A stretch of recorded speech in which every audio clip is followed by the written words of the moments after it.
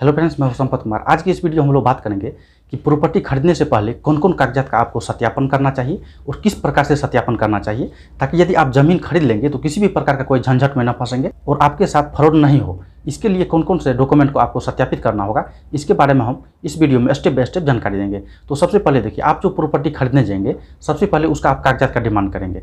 जैसे कैवाला का डिमांड कर सकते हैं और लगन रसीद का डिमांड कर सकते हैं। साथ ही साथ जो व्यक्ति ये प्रॉपर्टी आपको बेच रहा है उसका आप आइडेंटिटी प्रूफ भी देखेंगे और उससे आप नाम मैच करेंगे। जैसे मान लीजिए उसका आप आधार कार्ड लेंगे और आपको जो डीड दिया है उस डीड में आप उसका नाम मिलेंगे कि सच में वो उसका ओनर है कि नहीं। साथ ही साथ आपको फिजिकल भी इसका वेरिफिकेशन करना होगा। जैसे प्रॉपर्टी कौन स्थान पे है वहाँ स्वयं उपस्थित होकर आपको देखना होगा कि वो प्रॉपर्टी पर किसका कब्जा है या फिर प्रॉपर्टी किस अवस्था में है।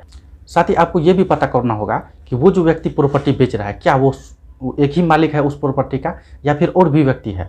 यदि मान लेते हैं कोई 50 डिसमिल ज़मीन है और उसमें 3 भाई के नाम से वो 50 डिसमिल ज़मीन रजिस्ट्री है, तो सिर्फ एक भाई के नाम से यदि आप रजिस्ट्री करवा लेते हैं वो रजिस्ट्री तो हो जाएगा, रजिस्ट्री वैलिड भी होगा। लेकिन यहाँ पर एक कंडीशन है जो आपको समझना बहुत इंपॉर्टेंट है। मान लीजिए 3 भाई है जैसे और 50 डिसमिल ज़मीन है, तो आप एक का यदि हिस्सा लिखा रहे हैं तो आप ये नहीं लिखा सकते हैं कि ज़मीन का आप जैसे पश्चिम साइड लिए हैं कि पूर्व साइड लिए हैं या कौन साइड लिए हैं। हो सकता है कि उस ज़मीन से सटा हुआ कोई रोड हो। यदि आप चाहते हैं कि नहीं वो सड़क के साइड से रोड के साइड से ही आगे वाला हम मुँह काट के ले लेते हैं, तो ये संभव नहीं हो सकता है। यदि आप ऐसा करते हैं तो ये फर्जीवाड़ा के श्रेणी में आ जाएगा और ये रजिस्ट्री बहुत ही आसानी से कैंसिल हो जाएगा। तो आपको जो है ज्वाइंट प्रॉपर्टी देखना है कि वो ज्वाइंट प्रॉपर्टी है या फिर उसका जो है खुद का प्रॉपर्टी है। साथ ही ये भी देखना होगा कि जो प्रॉपर्टी आप खरीद रहे हैं वो प्रॉपर्टी उसको कैसे मिला, गिफ्ट डीड के द्वारा मिला या फिर वो जो है उसका पुश्तैनी प्रॉपर्टी है या वो स्वयं जो है उसको कहीं से परचेज किया है। ये सब आपको सत्यापित करना होगा। साथ ही साथ जो सबसे इम्पोर्टेंट है, आपको ये भी देखना होगा कि उस प्रॉपर्टी पर कभी लोन तो नहीं लिया गया है। यदि लोन लिया गया है तो क्या उस लोन का भुगतान कर दिया गया है या नो ड्यूज बन रहा है कि नहीं, ये सब जो है आपको सत्यापित करना होगा। साथ ही आपको ये भी पता करना होगा कि उस प्रॉपर्टी पर कोई विवाद तो नहीं चल रहा है। यदि कोर्ट में कोई टाइटल सूट वगैरह का मुकदमा चल रहा है या पार्टीशन सूट का मुकदमा चल रहा है तो इसका भी सत्यापन करना होगा। इसका सत्यापन आप ऑनलाइन भी कर सकते हैं। जो व्यक्ति प्रॉपर्टी का ओनर है उसका नाम डाल के आप जो है ई कोर्ट का वेबसाइट पे जाके उसका ऐप्स भी है, उसका ऐप्स में उसका नाम देंगे तो आपको जो है उसका डिटेल दिखा देगा कि उस प्रॉपर्टी पर जो है उसके नाम से कोई मुकदमा है, लंबित है या नहीं है। साथ ही यदि आप ये नहीं कर पा रहे हैं तो ऐसी परिस्थिति में आप कोई वकील को हायर करके इसका सत्यापन करवा सकते हैं। उसके बाद नेक्स्ट है दाखिल खारिज। आप ये वेरीफाई करेंगे कि उस प्रॉपर्टी का दाखिल खारिज हुआ है या नहीं। यदि हो गया है तो कब हुआ है, यदि हो गया है तो कब कब लगन रसीद इसका निर्गत किया गया है या कितना बकाया लगन रसीद है, ये सब आपको वेरीफाई करना होगा।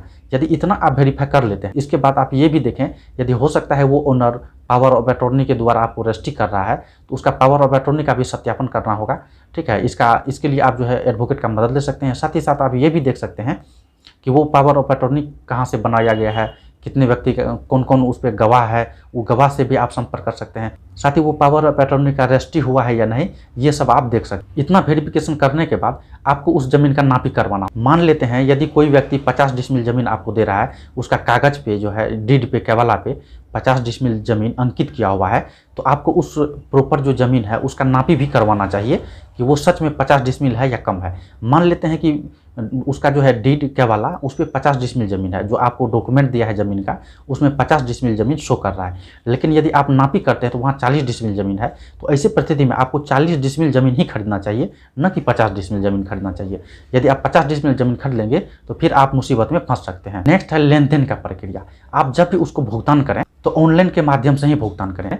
आप कैश में भुगतान कभी न करें। जब भी आप प्रॉपर्टी खरीदने का प्लानिंग कर रहे हैं या खरीदने जा रहे हैं तो आपको ये चीज़ गांठ बांध के रख लेना है कि आप जब भी भुगतान करेंगे तो कैश में भुगतान न करेंगे। ठीक है, बाकी सोर्स से आप उसका भुगतान कर देंगे। तो ऐसे में जो है आपके पास भी एविडेंस होता है कि आपने कब कब और कितना कितना कैश उसको दिया है। और नेक्स्ट है और सबसे इम्पोर्टेंट है कि एग्रीमेंट। जो भी ज़मीन आप खरीद रहे हैं उसका एग्रीमेंट जरूर बनाएं और एग्रीमेंट में ये बात मेंशन जरूर होना चाहिए कि इस प्रॉपर्टी पे कभी कोई लोन नहीं लिया गया है। साथ ही साथ वो जो है स्वयं इस प्रॉपर्टी का मालिक है और इस प्रॉपर्टी पर कोई भी व्यक्ति का किसी प्रकार का कोई दावा नहीं है। और साथ ही रजिस्ट्री करने का भी डेट एग्रीमेंट में मेंशन होना चाहिए। जैसे मैंने इसे पूर्व में बोल दिया कि आपको उस ज़मीन का नापी करवाना चाहिए, तो यदि आप उस ज़मीन का नापी कराने जा रहे हैं तो ऐसी परिस्थिति में आपको सरकारी अमीन से ही नापी करवाना चाहिए।